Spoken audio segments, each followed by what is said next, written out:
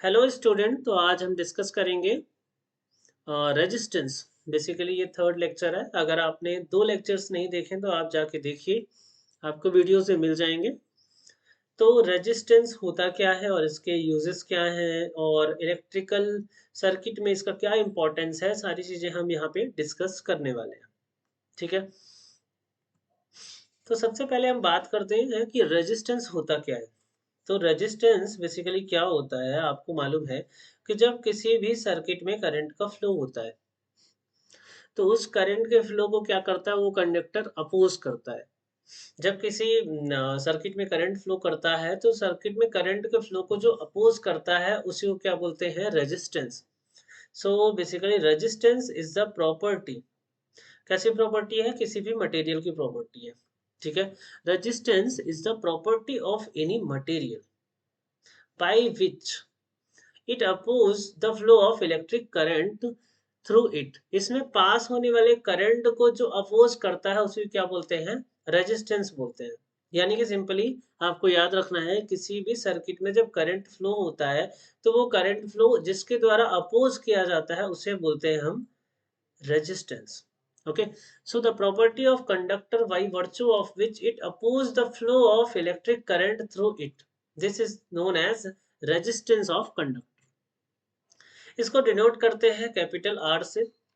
Resistance की SI unit होती है ओम, और इसको ग्रीक लेटर ओम से रिप्रेजेंट करते हैं। ओम इज लाइक दिस। ओके। और ओम्स लॉ से आपको मालूम है, ओम्स लॉ क्या होता है, V is proportional to I, या कि V is equal to R I. तो यहां से आपका जो R होगा that is the V by I. So R is equal to V by I. अब R जो है this is the resistance and V is the potential difference and I is the current. Potential difference का जो ऐसा unit है वो होता है वोल्ट। करंट का ऐसा यूनिट होता है एम्पियर। तो अगर यहाँ पे वन रखें, यहाँ पे वन रखें तो ये क्या हो जाएगा, 1 ओम। यानी कि 1 ohm is equal to 1 volt divide by 1 ampere. फॉर्मूले से आप देख सकते हैं। तो 1 ohm is equal to 1 volt divide by 1 ampere. अब 1 एम्पियर को डिफाइन कैसे करें, यानी कि 1 ohm is defined as the resistance of conductor which allow a current of 1 ampere to flow through it when potential difference of 1 volt applied across the conductor। यानी कि कोई conductor है जिसके बीच का पोटेंशियल डिफरेंस 1 वोल्ट है और उसमें 1 ampere की करंट फ्लो हो रही है, तो उसमें जो रेजिस्टेंस होगा that is the 1 ohm. Okay. इसके बाद हम देखते हैं कि जो हमारा बेसिकली रेजिस्टेंस है वो कौन कौन से ऐसे फैक्टर है जिस पे डिपेंड करता है। तो resistance depends on which factor we have to discuss here. So resistance, अगर कोई ये कंडक्टर है, मैं एक कंडक्टर जस्ट सब बना लेता हूँ। दिस इज अ कंडक्टर, ये कोई कंडक्टिंग वायर है। ठीक है। दिस इज द एरिया, और ये क्या है, इसकी लेंथ है। This is the length of conductor and this is the cross sectional area of conductor, जिसके थ्रू करंट यहाँ से फ्लो होगा और यहाँ से फिर आगे फ्लो होगा। So this is the conducting wire of length L and area of cross section is E।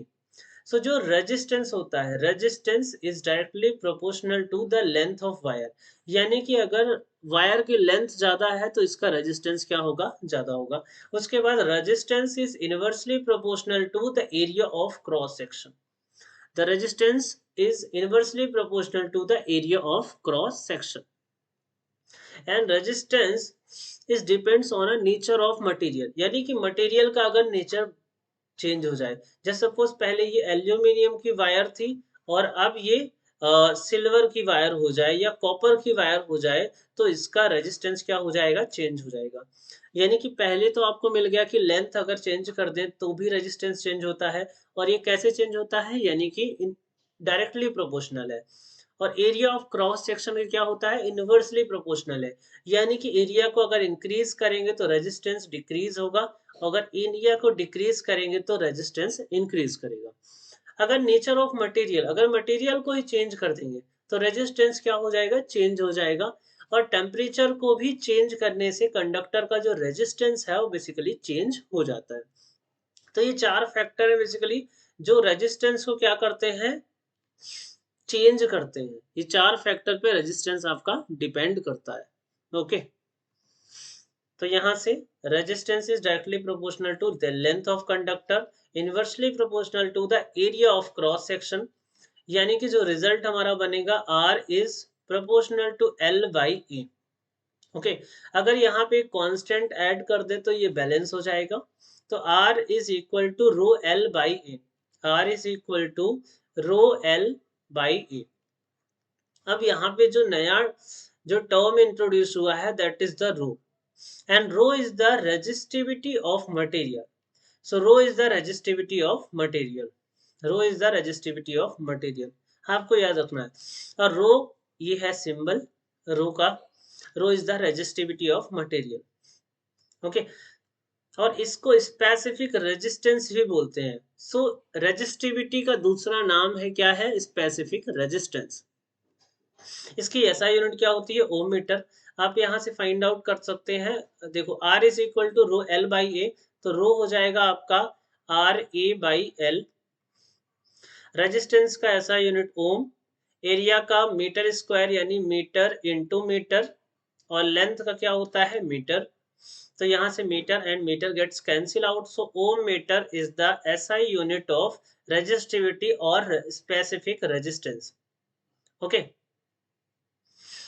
अब ये जो रेजिस्टिविटी है ये किस पे डिपेंड करती है, सो रेजिस्टिविटी दो चीजों पे डिपेंड करती है। एक तो टेम्परेचर, अगर टेम्परेचर चेंज करेंगे तो रेजिस्टिविटी चेंज हो जाएगी, या कि नेचर ऑफ मटेरियल।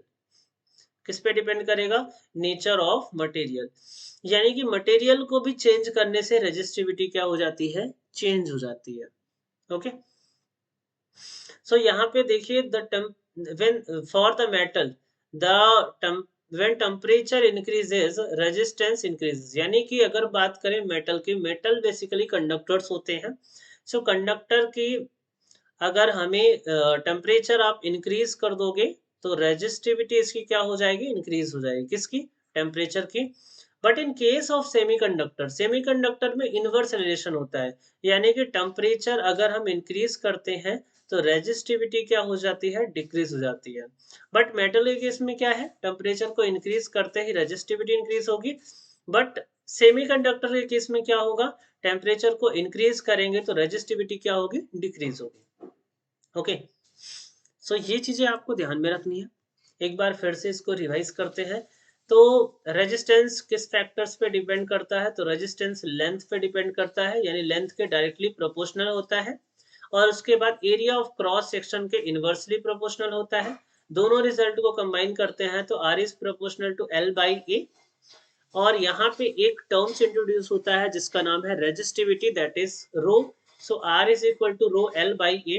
यहाँ से अगर रो फाइंड आउट करें तो rho is equal to R A by L।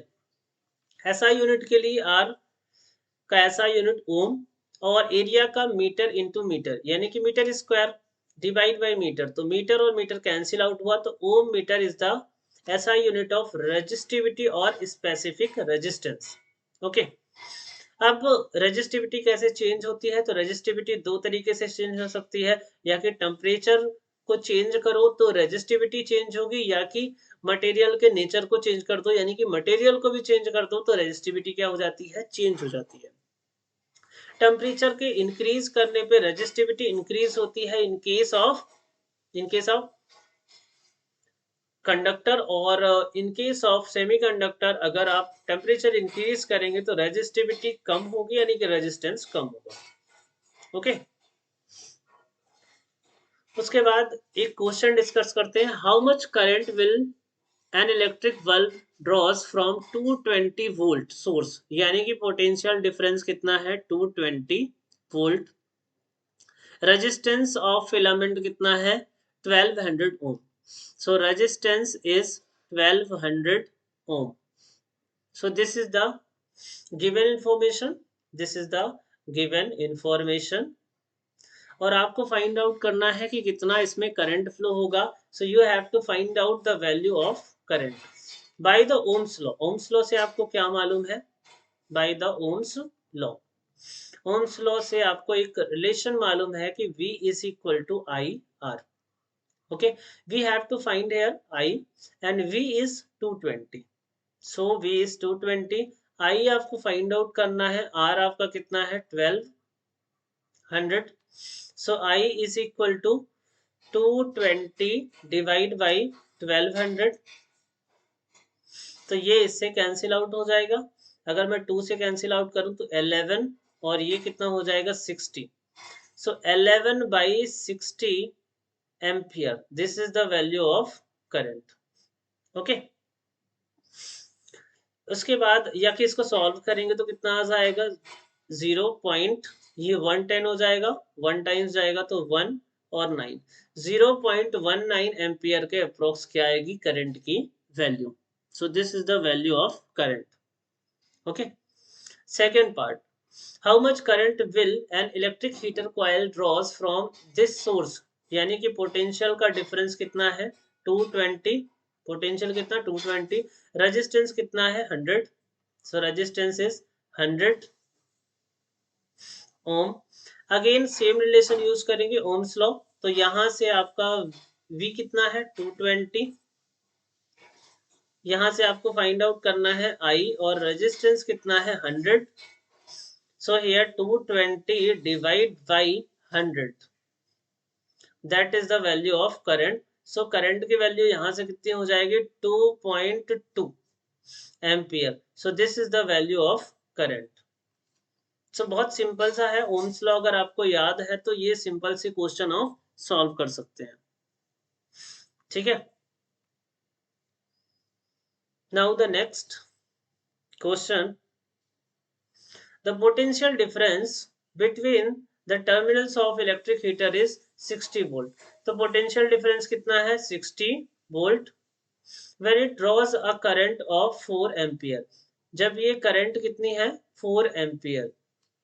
तो हीटर का जो रेजिस्टेंस है वो आपको फाइंड आउट करना है.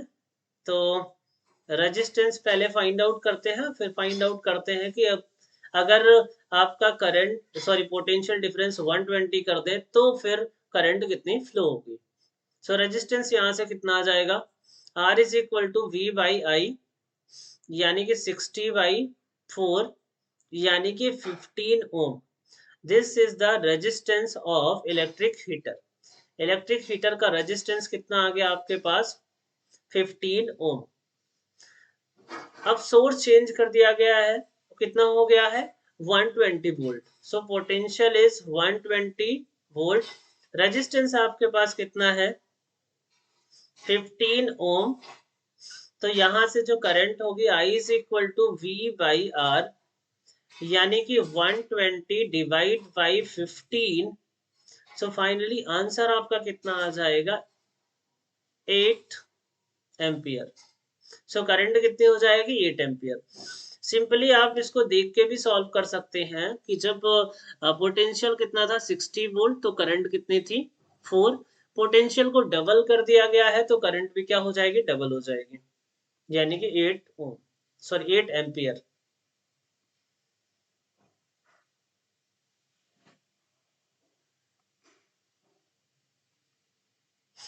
A 4 ohm resistance wire is doubled on it. A 4 ohm resistance wire is doubled on it. Calculate the new resistance. ठीक है. तो एक वायर है जिसका रेजिस्टेंस कितना है 4 ओम. अब रेजिस्टेंस 4 ओम है तो बेसिकली रेजिस्टेंस होता क्या है rho L by A. Resistance is equal to rho L by A and rho L by A is equal to 4 ohm. ठीक है. अब आपको इसका क्या किया है लेंथ को डबल किया है, यानी को क्या किया है तो लेंथ को क्या कर दिया है L dash is equal to 2L. तो जब लेंथ को डबल करेंगे तो एरिया क्या हो जाएगा आपका हाफ हो जाएगा. So new area will be A by 2. अब इसके हिसाब से अगर मैं रेजिस्टेंस नया रेजिस्टेंस फाइंड आउट करूं तो R dash is equal to rho L dash divide by A dash. तो यहां से रो L कितना है आपका 2L. L डैश कितना था आपका new length, that is the double of initial length, और एरिया क्या हो जाएगा, हाफ हो जाएगा, तो a डिवाइड बाई 2। तो यहां से आपका रिजल्ट हो जाएगा 4 ρ l बाई a, और रो एल बाई ए की जो वैल्यू है वो कितनी है, 4।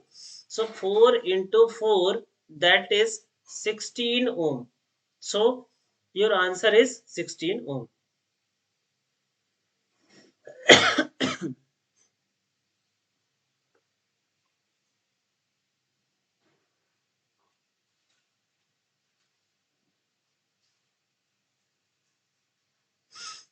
ओके,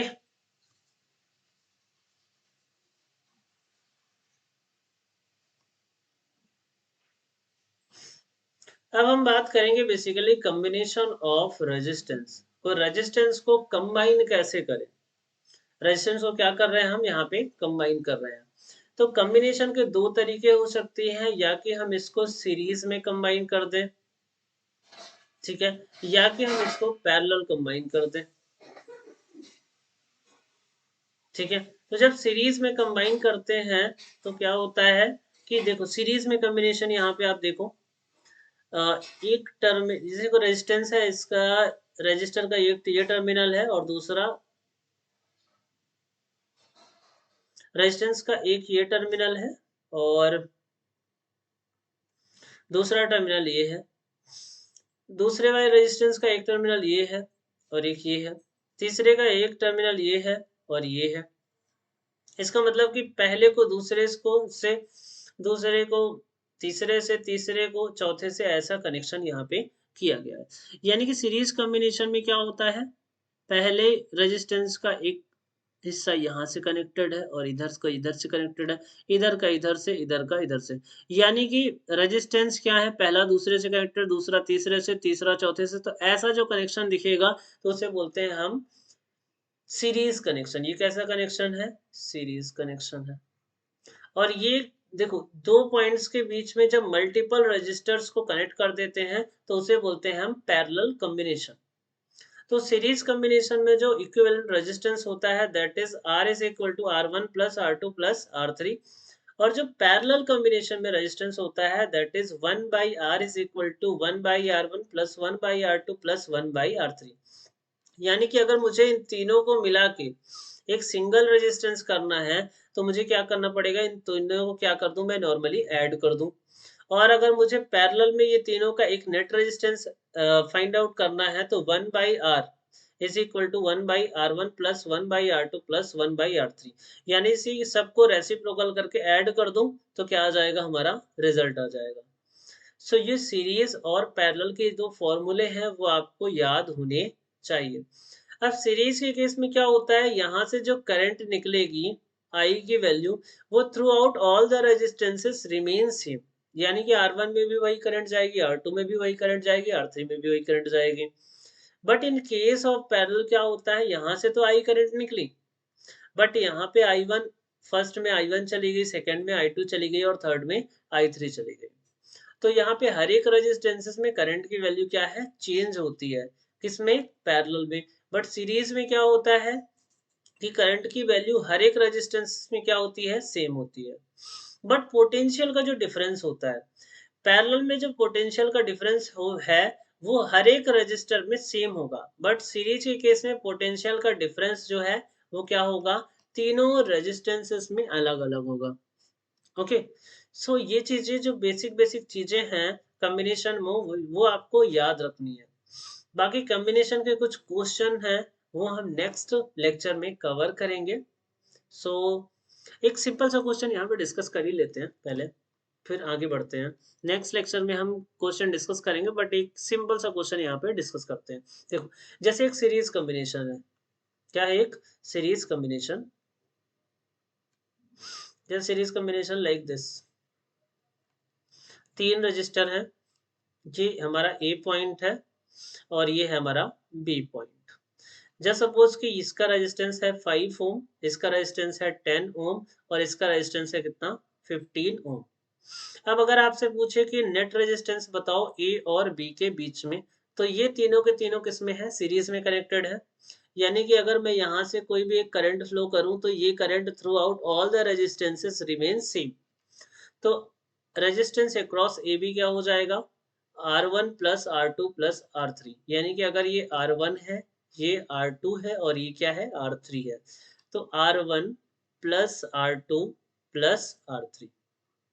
ठीक है, अब यहाँ पे R1 की जो वैल्यू है आपके सामने कितनी है 5 प्लस R2 की वैल्यू कितनी है 10 और R3 की वैल्यू कितनी है 15।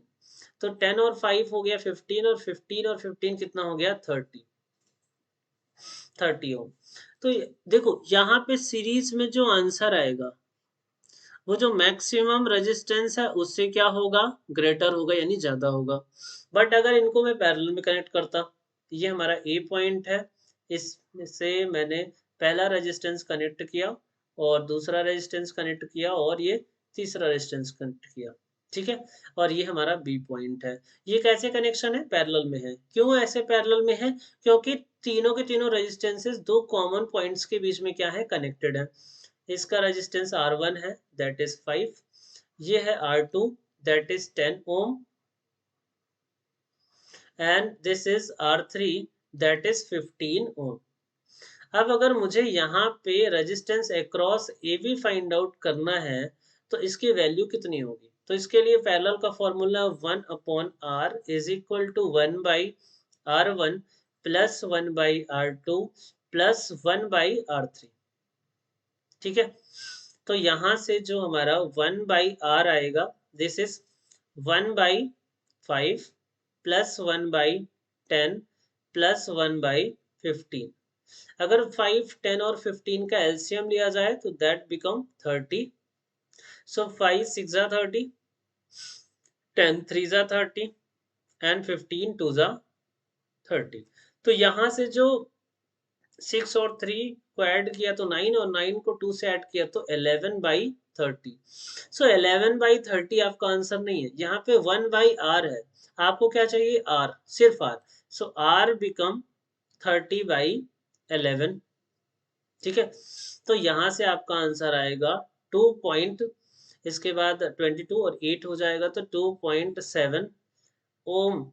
ये approximate 2.7 ohm is the resistance in case of parallel combination.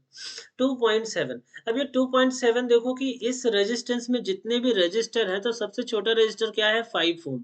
5 ओम से कम आ रहा है, क्या आ रहा है, लेस टू 5 ओम। यानी कि इसमें तीनों रेजिस्टेंसेस में जो सबसे छोटा रेजिस्टेंस है उससे भी छोटा आता है किसमें, पैरेलल के केस में। और सीरीज के केस में क्या होता है कि जो बड़ा से बड़ा रेजिस्टेंस है उससे ज्यादा नेट रेजिस्टेंस आता है।